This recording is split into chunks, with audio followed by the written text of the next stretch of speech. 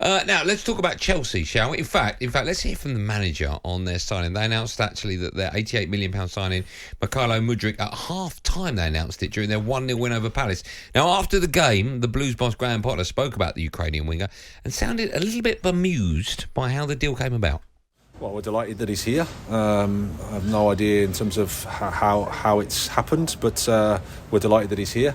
I've been focusing on the game, as you can imagine, but he's an exciting player with real quality, a young player they're going to need some time to adapt to the Premier League and to us, but we're excited to have him.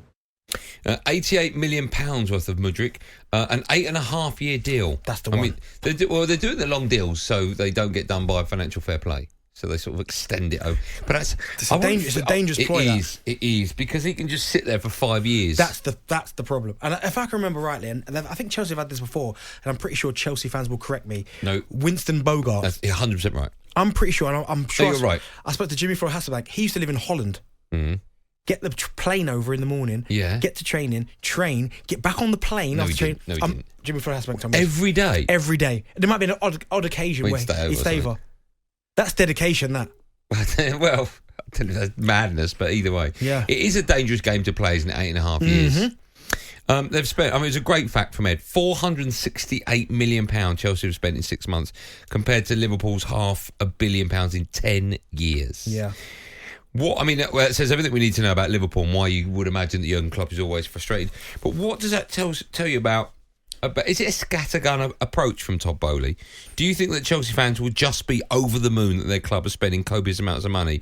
Or do you think they'll go, okay, Mudryk 88 million, okay, Sterling was 47, okay, well, we've been linked to sell him now. Fofana was 75 million, Cucurella was 60 million. I like the fact that our owner's spending lots and lots of money, but are we getting the right players in for the amount of money he's spending? Well, that's the thing, and you start looking at the players that they're bought in, and that comes in from before even Todd Boehly arrived, because even the window before, when it was still Roman, he had Lukaku for 100 million. He had he was obviously the only big one in that window, but as you said there, Wesley Fofana, who's a good player. I did like him at Leicester. I think he's a very good, unfortunate, but injury prone. Yeah, well, he's not injury prone. Okay, he's had awful injuries. Yeah, you're right.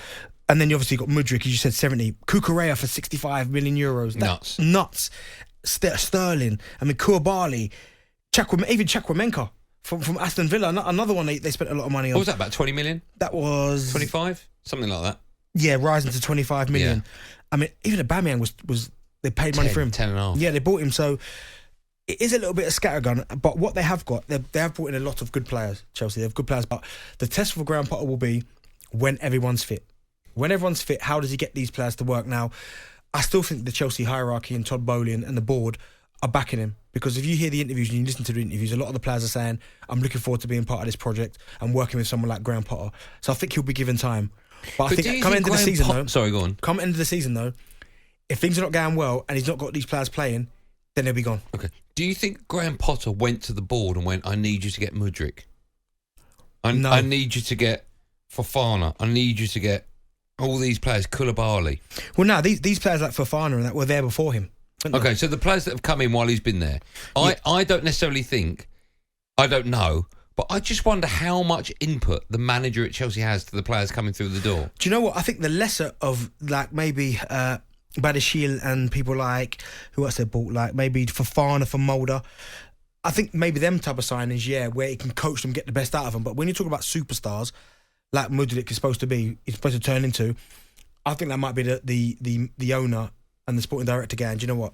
If we get you this player, he's heavily linked with some of the biggest clubs in Europe, just coach him, just work with him. Do you have a problem how they went about their business? Yeah, because they stole it from Arsenal under Arsenal's noses. But do you have a problem? They were telling fans on Insta to show some love to him. Is that a bit weird? No, that was weird. But I think what was even weirder before that, I think Shakhtar put a post out about him, thanking him or something, and Chelsea, whoever runs their social media on Twitter, put the eyes emoji. Yeah. They're like looking that way. Yeah, which was a bit weird. I thought that was a bit weird, but I mean, Chelsea have got so much money. It is a little bit of scattergun, but when you've got that many good players, you need a good coach to be able to coach these players and start getting results. And they got one. They got one against Palace. I know it was Kepa had a brilliant game. What does that tell you, though? I mean, he made some unbelievable saves. Yeah, but they missed chances. Kai Havertz had a couple of chances. Yeah. But no, it's. What do they need to, for the amount of money they've invested? £500 million in 6 months. Even saying that sounds nuts. What do they need? What's the minimum for Chelsea this season? This season, but if they get all the players back, they've got to get top 4. Or win the Champions League to get Champions League football. Yeah, or win the Champions League. And this is going to sound bonkers, right? And it probably is bonkers, but I mean, how many points are there? 10 points off of the top 4, right? So they win. But there's half a season to go. I think that's doable. Yeah, of course, it's doable. But we've seen Chelsea before where they haven't been the best team, but find themselves in Champions League finals. And then the following season, was it 10th they finished one year and then came back and win the league under Conte? Is that when Mourinho got the bullet? Yeah, I think they went down to like 13th or 14th that season. I think they one season they finished 10th and won the league the following year. Yeah, that's right. I do think Chelsea, though, with the players that they've got, you can't just write them off. You can't just say, they'll never make top 4. Not when they're bringing in this type of player, no. Yeah, but Graeme Potter said last week that having the job as Chelsea manager is the hardest job in football. I just wonder if his job's going to be made harder by the amount of money that they're spending there. The expectation levels for Chelsea now are ridiculous. Well, he knows what he's got to do. As I said, he's 10 points off of the top 4. He knows he has to chase that down, run that down. And if they can continue and in the Champions League doing well, potentially, I would never ever rule out Chelsea when it comes to that Champions League. Yeah, because they've won it twice in the last 10 years. They do very well in that. So I think he knows he has to get to that top 4, but it's going to be hard because you've got Arsenal playing well, City, Newcastle, Man United, even Brighton. I mean, I think bar Man United and Arsenal right now, I enjoy watching Brighton. Maybe I know City is an obvious one, but Brighton play the nicest football. Okay, let's take a call in, shall we? 03717223344. Glenn is a Newcastle fan. Hello, Glenn. Hello, gentlemen. How are we doing? You okay? I'm very well. How are you doing? I'm very well. I'm a bit confused about Chelsea spending £500 million in 6 months, and there's been no mention of financial fair play. But yeah, at Newcastle, we get mention of a player, whether it be 30 million or 130 million. It's all fair play this, fair play that. What's the difference? We've not spent anything yet. I'm guessing it's because obviously Chelsea, being a bigger club than Newcastle, I'm guessing a bigger fan base, so the financial fair play, I can understand it. But I think you're right to ask the question, Glenn, because I thought the same thing. Them spending that much money in such a short space of time, where is the FFP? Well, I think we get mentioned with a player, and it's, you can't do it this window for the financial fair play. You said before that they've bought this player 8 years to beat financial fair play. Well, isn't that a bit of a grey area to be doing that? Because you're beating the system. So what's the point in financial fair play then, if you can beat it by doing that? Yeah, they'll probably rename the stadium as well. Because thanks for your call, Glenn, because I'm guessing a lot of clubs can't afford to offer 8-year deals. No. If you're a player, that's like winning the lottery. Yeah, my goodness. 8 years. 8 years. That's nuts, isn't it? Is that what keep you? Is that what's needed to keep you at talkSPORT? 8 years. Yeah, I've signed that already. Because I've signed that already. When did you sign that? 7.5 years ago. You better be careful.